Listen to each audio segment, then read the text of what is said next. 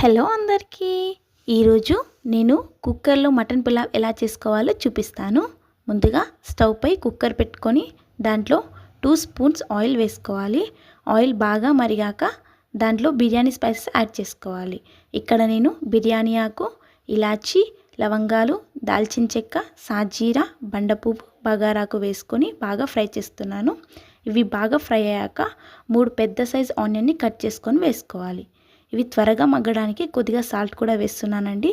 ఇవి బాగా ఫ్రై అయ్యే తర్వాత ఒక 1 స్పూన్ అల్లం వెల్లుల్లి పేస్ట్ ఇందులో యాడ్ చేసుకోవాలి. యాడ్ చేసుకొని దాన్ని కూడా చక్కగా ఫ్రై చేసుకోవాలి. చక్కగా ఫ్రై చేసుకున్న తర్వాత ఇందులోనే ఒక టీ స్పూన్ పసుపుని యాడ్ చేసుకోవాలి. పసుపు యాడ్ చేసుకొని బాగా కలుపుకొని ఇప్పుడు పక్కన క్లీన్ చేసి పెట్టుకున్న మనం మటన్ని ఇందులో యాడ్ చేసుకోవాలి. యాడ్ చేసుకొని ఈ ఆయిల్లో మటన్ని చక్కగా ఫ్రై చేసుకోవాలి. ఫ్రై చేసుకొని మూత పెట్టేసుకోవాలి. మూత పెట్టేసుకున్న తర్వాత ఇక్కడ మనకు ఆయిల్లో ఫ్రై అయిపోయి వాటర్ అంతా ఇంకిపోయిన తర్వాత ఇందులో 2.5 స్పూన్ కారపొడి, రుచికి సరిపడా ఉప్పు, ధనియాల పొడి మరియు గరం మసాలా కూడా వేసుకొని చక్కగా కలుపుకోవాలి.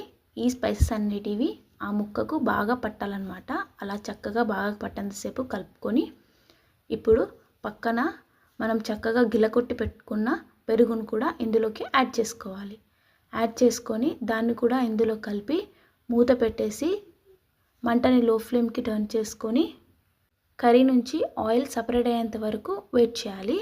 కర్రీ నుంచి ఆయిల్ సపరేట్ అయిన తర్వాత మనం వాటర్ని యాడ్ చేసుకోవాలి. ఇక్కడ నేను 1.5 గ్లాస్ వాటర్ని యాడ్ చేసుకుంటున్నాను. అయితే ఇక్కడ మటన్ మరియు వాటర్ అన్నది ఈక్వల్ క్వాంటిటీలో ఉండాలి. అలా ఉంటే ఏమవుతుందంటే సూప్ అన్నది కన్సిస్టెన్సీ కరెక్ట్గా ఉంటుంది.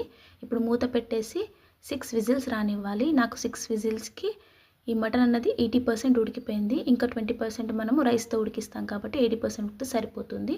అయితే ఇప్పుడు నానబెట్టుకున్న బియ్యాన్ని ఇందులో యాడ్ చేసుకోవాలి. నేను 2 గ్లాస్ ఆఫ్ రైస్ని యాడ్ చేసుకున్నాను. నేను నార్మల్ రైస్ని యాడ్ చేసుకున్నాను. మీరు బాస్మతి రైస్ని కూడా యాడ్ చేసుకోవచ్చు. ఇప్పుడు 1 గ్లాస్ ఆఫ్ రైస్కి 1.5 గ్లాస్ ఆఫ్ వాటర్ని యాడ్ చేసుకోవాలి.